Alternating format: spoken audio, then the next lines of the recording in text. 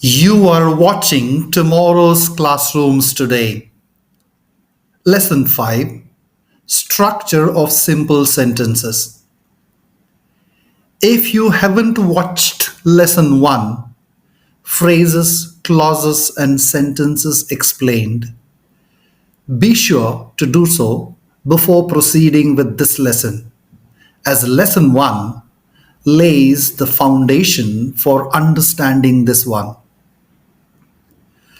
Let's revisit the distinction between a phrase, clause, and sentence. A phrase is a group of words that lacks a subject, a verb, or a complete thought. A clause is a group of words that contains both a subject and a verb but does not express a complete thought. A sentence is a group of words that includes a subject, a verb, and conveys a complete thought. Now let's explore the structure of a simple sentence. A simple sentence consists of one independent clause and no subordinate clause. By the way, an independent clause is a group of words that expresses a complete thought. For example, he came home early.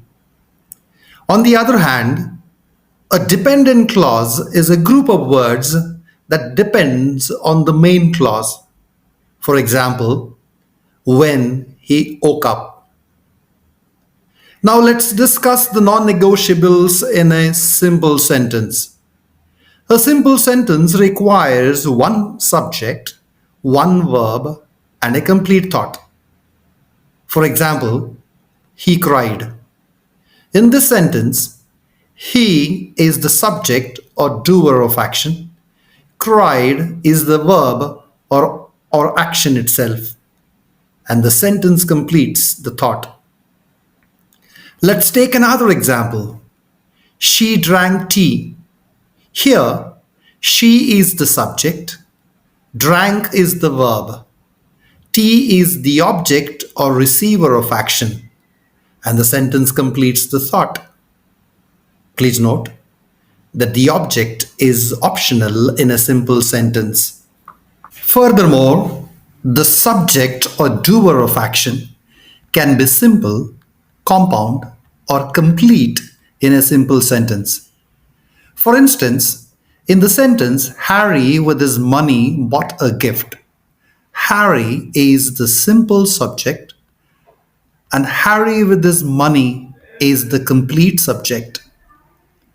Similarly, in the sentence, Jack and Jill bought a gift. Jack and Jill is the compound subject. Please note that compound subjects can be joined by or nor, as in Jack or Jill, or Jack nor Jill. Similarly, the verb can be simple or compound in a simple sentence.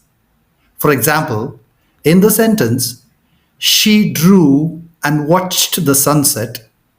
Drew and watched is the compound verb. Likewise, in the sentence, she watched the sunset. Watched is the simple verb. Moreover, the verb can be transitive or intransitive.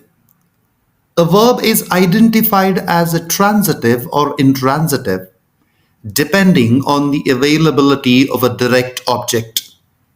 For example, in the sentence, my friend gave me a lift, gave is the transitive verb. How do we prove that gave is the transitive verb? Here's a trick. Identify the verb and ask the question what to the verb to get a relevant answer. If the answer is found in the object part of the sentence, then the verb is transitive. Let's examine the same example. My friend gave me a lift. Ask the question what to the verb gave. Gave what? Gave a lift.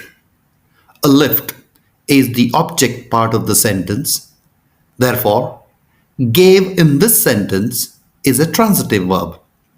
In other words, the verb gave is transitive because it has a direct object. In contrast, in the sentence, James saw out of the window, saw is the intransitive verb. Let's use the same trick to find out. Ask the question, what to the verb saw. Saw what? No one knows what he saw.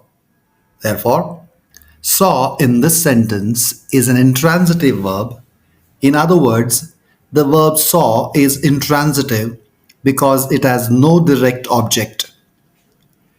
By the way, the object or receiver of action can also be direct or indirect. In the same example, my friend gave me a lift. Me is the indirect object and a lift is the direct object. In essence, a simple sentence is a group of words that includes a subject, a verb, and conveys a complete thought. He came home early is a simple sentence because it is one independent clause. He came home early after the practice is not a simple sentence because of the subordinate clause after the practice. I hope this clarification helps you understand the structure of a simple sentence. Don't forget to watch lesson 1, which explains the distinction between phrases, clauses, and sentences.